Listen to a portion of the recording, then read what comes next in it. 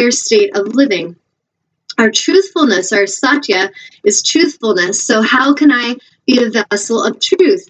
If I am speaking my truth, if I am living my truth, I'm living with authenticity, I'm living with integrity, then truthfulness will become very natural. But if I'm telling people I'm going to do things and then I don't do them, I'm going to create suffering for myself and them, and this starts to throw you out of alignment, and now you're in ego. You start to manipulate. You start to be like, oh, why are they trying to get after me for money, even though you told them you were going to pay them back for something and you didn't do it, and now they're asking you and you're getting angry. So things like that, where we show no integrity, it starts to create suffering back and forth.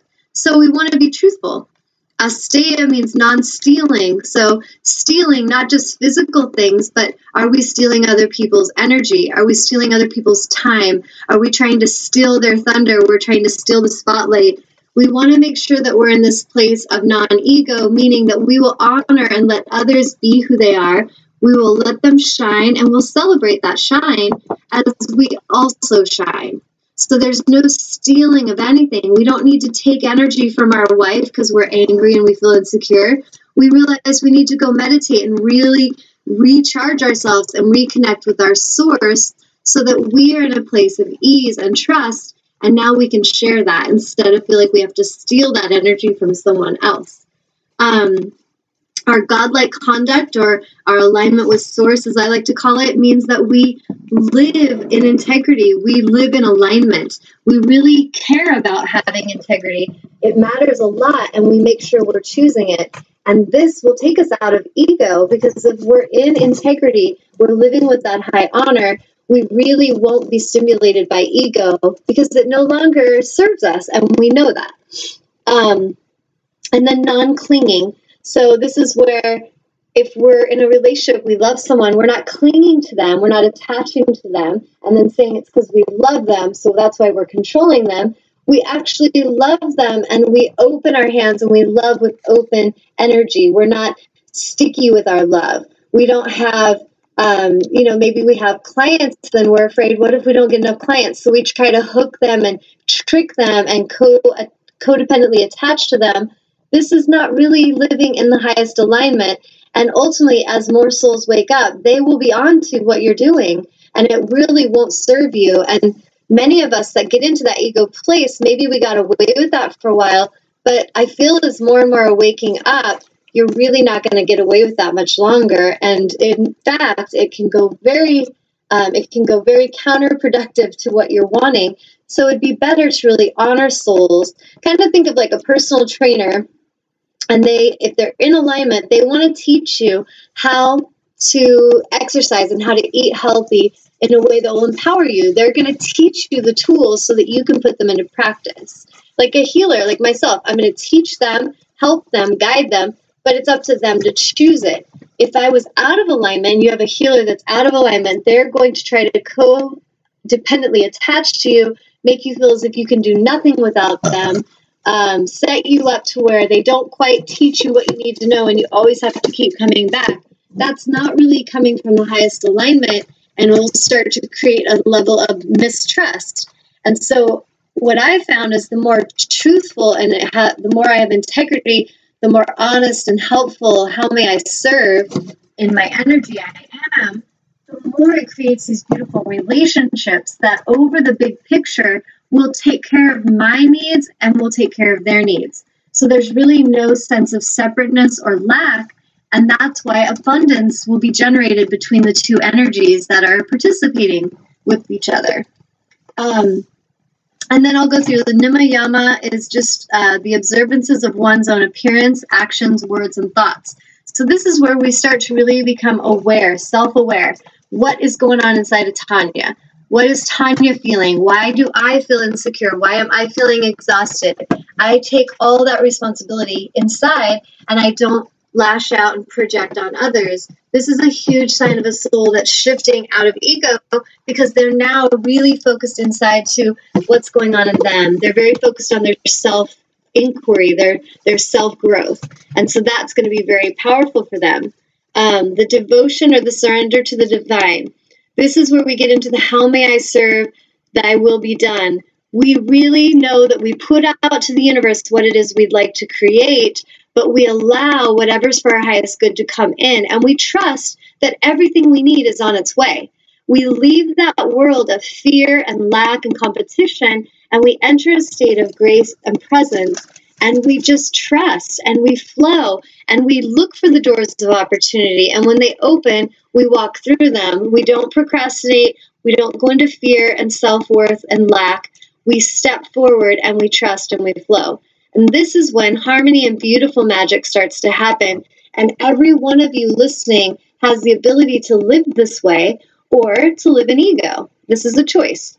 And then we get into asana. The asana part of yoga is where we're actually bringing firmness and strength to the body, the physical body, the postures that we practice. So these are just the asana is just the postures of the practice of yoga. Pranayama is when we start to connect with the breath, and we start to learn how to master the life force, the prana, the chi, that energetic life force that's externally coming towards us and filling us with life is going to be something that we can master through our breathing. And so if some of you tuning in today, just take a few, close your eyes and take a few centering breaths. And what we call in yoga, Ujjayi breath, it's kind of like an ocean-like breath. Sounds kind of like, it's like ocean waves in and out. Yeah. This is very calming to your nervous system, and it's very stimulating to the immune system. And I like to look at Ujjayi breath as kind of like when a cat purrs.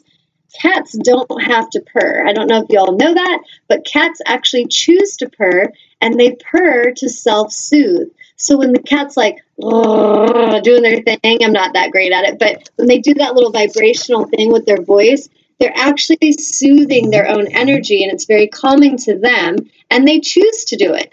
So when we're in Ujjayi breath, and it's kind of like ocean-like breath where we feel the vibration in our throat and we create sound with our breath, in through our nose, out through our nose, this is just like a cat purring. It starts to soothe the nervous system. It's very calming.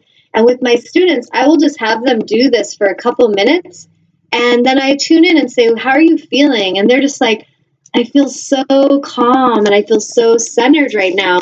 And what I show them is that they don't have to do it for an hour. It can truly just be for a few minutes in your car when you're road raging and the traffic is a jam and you can't move and you're not in charge of the universe. So you could sit there and pound your fist on the horn and just flip out like a toddler. Or you could take a breath and you could just connect with your breath and be very present in your body, which could benefit the cells of your body. It's slowing down the aging process. It's actually stimulating the immune system. It's helping your body be stronger. And so in this space of ease, we can really learn that we can do this stuff in our day-to-day. It doesn't just be go to the mat, do your yoga, go back outside, road rage. So we really want to start to embody this energy where we're flowing with grace and ease, and we're learning that all these things we're learning are not just to be learned intellectually, but to actually be embodied so that we live them with our alignment. We live and we move in a moving meditation. The next is pratyahara, which is the withdrawal of the senses, the mind, and the consciousness from the outside world. So as we're breathing in meditation and we close the eyes, we're going inward, we're connecting with self, we're connecting with our breath.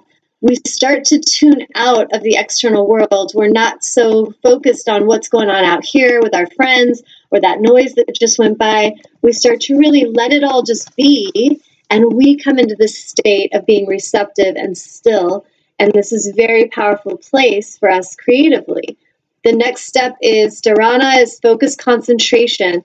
So here is when we start to concentrate, and I kind of tell the students, it's like when our minds are not at ease, they're kind of like wavy ocean water.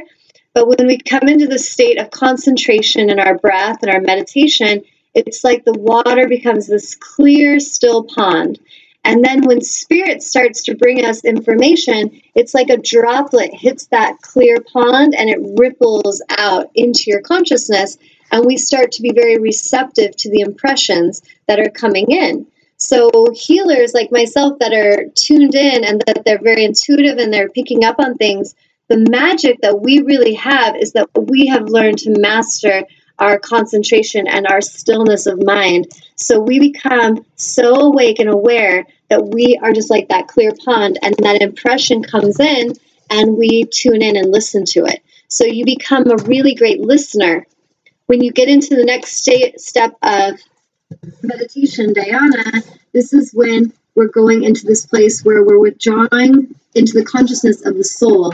So now I can start tuning into other realms of esoteric information that in my conscious state, if I'm too busy, angels can be talking to me, signs could be coming in. I might have a spirit, like a brother or sister that passed away in spirit, or a grandfather, and they're coming and they're trying to help me. And if I'm in that wavy ocean energy, I'm not picking up on any of it. And then I just tell the world that that stuff's not real because I'm not calm and clear enough to sense it. So it's not that it's not real, or that spirits aren't nearby, or that angels aren't helping and bringing us messages. They're always helping us. They're always communicating. And the universe is always in a state of communication and evolution. It's just that we're not open and receptive to hear and to pick up on it because of the mind chatter, because of the stress, because of the ego's need to keep us separate. So as we get to that place where we choose to come into that consciously, this is where we start to realize, I'm a soul. Oh my gosh, I'm way bigger than this body. I am way bigger than my mind. I am powerful. I am getting information from angels. I am getting warnings of premonition. Yes. I am picking up on information and solution to this question. And I'm getting it because I am so awake and aware, and I'm tuning into higher consciousness. Yeah. And it's available to all of us if we That's just so start good. to practice listening. And the last state is called samadhi, or it's ecstasy. And this is what many talk to as nirvana or bliss. And that's when you start to get to that place that you are so in your relaxation of meditation, you are so in a state of beingness that you're no longer feeling that you need to be doing anything. And so that means we go from this place where we think that we're just physical and we need to make things happen physically, and we can get into that place vibrationally where I am everything in the universe. I am energy, and I feel as if my body lifts out, or my spirit lifts out of my body, and I'm just floating in energy. This place of creation, what I like to call the conscious creation space when we're in meditation, is the most powerful thing, the most powerful place that you will ever enter consciously. Because when we enter that state of consciousness, we can draw to us everything we desire. We don't any longer identify with, oh, that stuff I want is out there and I have to go get it. We come here in stillness and we call it all in, what I call the art of calling it forth.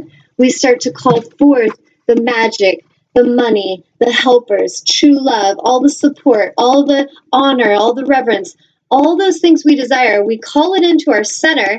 And I like to tell students, it's kind of like, imagine your core is like this metal rod, and source is like the electrical bolt that comes down and it electrifies and energizes you.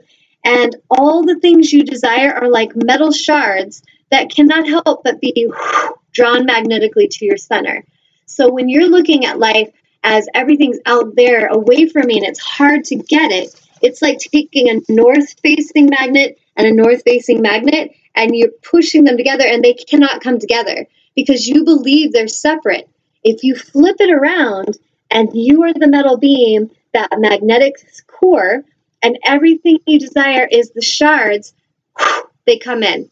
And you just let them come in, let them come in, let them come in until there's nothing left to wish to come in. And then you release it to the universe and you allow. And this is where we really start to live in the state of trust and gracefulness, because we realize we can't make it happen externally, but we can vibrationally claim it now.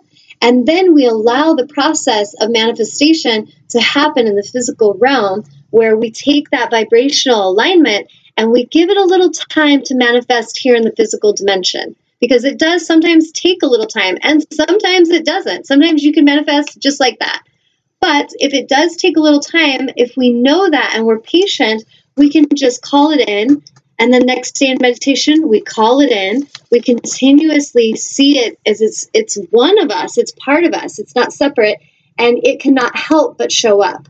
So when we get into like Why would it be important to practice our yoga understanding?